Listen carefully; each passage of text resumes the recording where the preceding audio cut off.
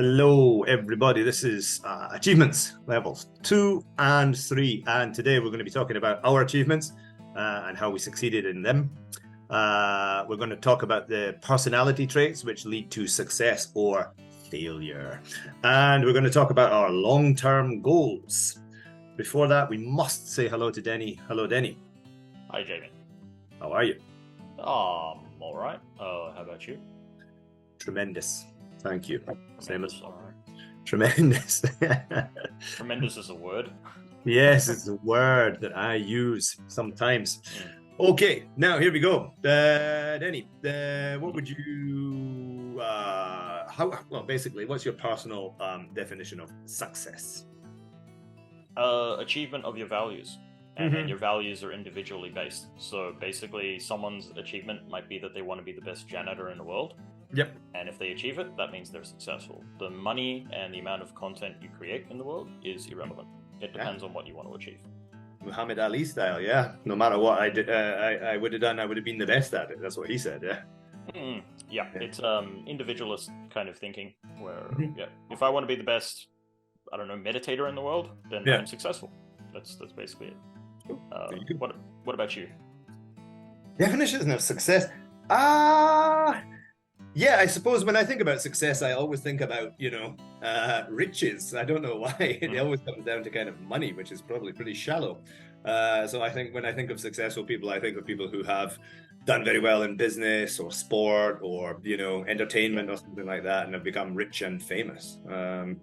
But yeah, that's my own rather shallow view of it, I suppose. Yeah. I think it's the standard view, really. It's pretty standard, yeah. I am average. Yeah, but tremendous. Now, what do you think, Danny, differentiates those who are successful and unsuccessful? Tough one.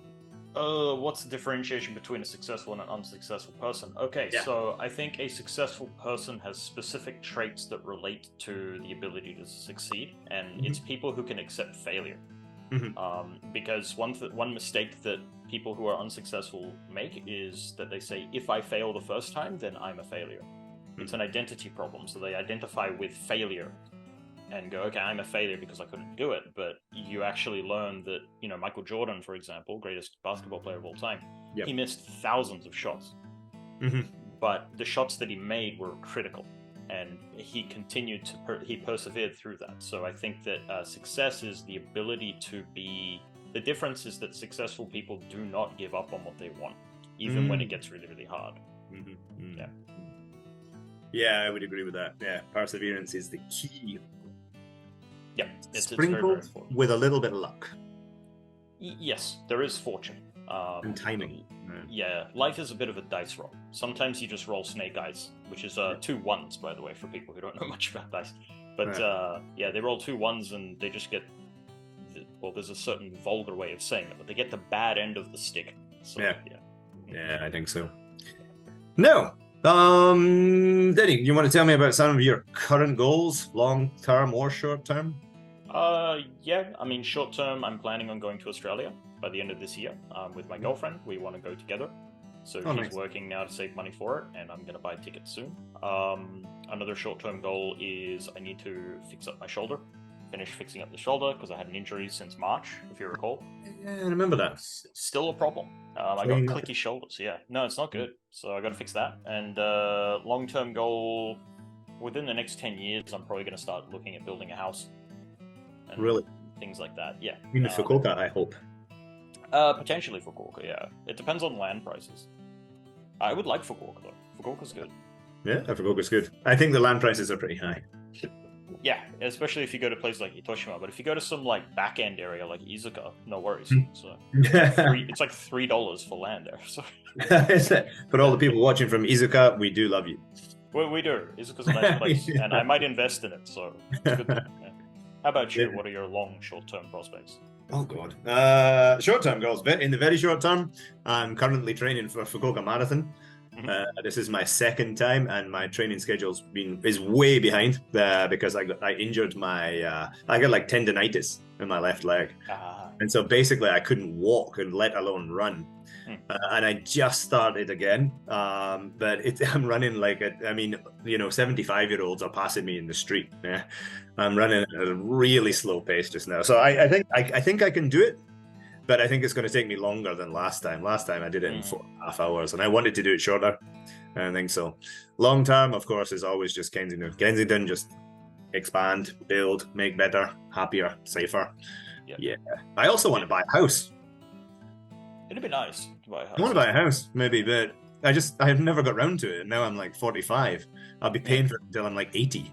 Look, I would say look into Akias. Akias are the way to go because they're so cheap in so many areas. Mm-hmm. Yeah, I could do that. Yeah, that's yeah. Why not? Yeah. Okay. Can you tell me we're almost out of time, Denny. Can you tell me about one time when you succeeded in one of your goals or you achieved something great and how you did it and what was hard about it? Sure, I could probably go back to about 8 years ago. I lost 18 kilos and then built about 7 kilos of muscle. 18? Yeah, I lost 18 kilos of pretty much all fat in 6 months at that. Oh. It was pretty hard. I went to low carb, very low carb, high fat, which is a ketogenic diet, that's what they call it.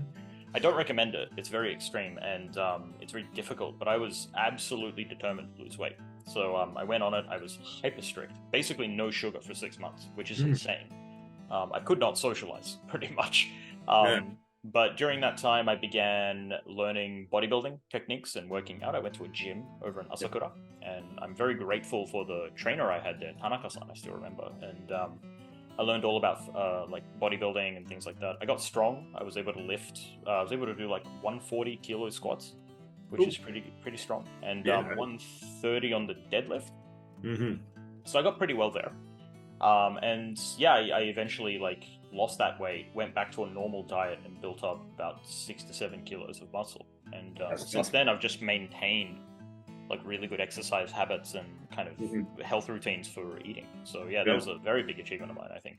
That is pretty big. I mean, we talked about the marathon. I lost 13 kilograms last time I trained for a marathon. It just came off me automatically. I didn't even notice. And then one day somebody said to me, oh my God, I didn't even recognize you. And then I didn't know. I checked my weight and I'd lost 13 kilograms. That's one way to do it. But yeah.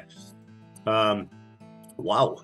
18 is a lot. Especially you're not so tall, right? So I'm 179. Yeah. Cool. Denny, well, I'm afraid I would love to talk about all my massive achievements, but we've run out of time. There are so many. And so we'll just end it there for today, I think. Yeah. Well, after the weight loss, it's not so massive. Thank you very much, Denny. Thank you so much. And thank you everybody for watching. See you in the next video. All right. See you guys. Bye-bye.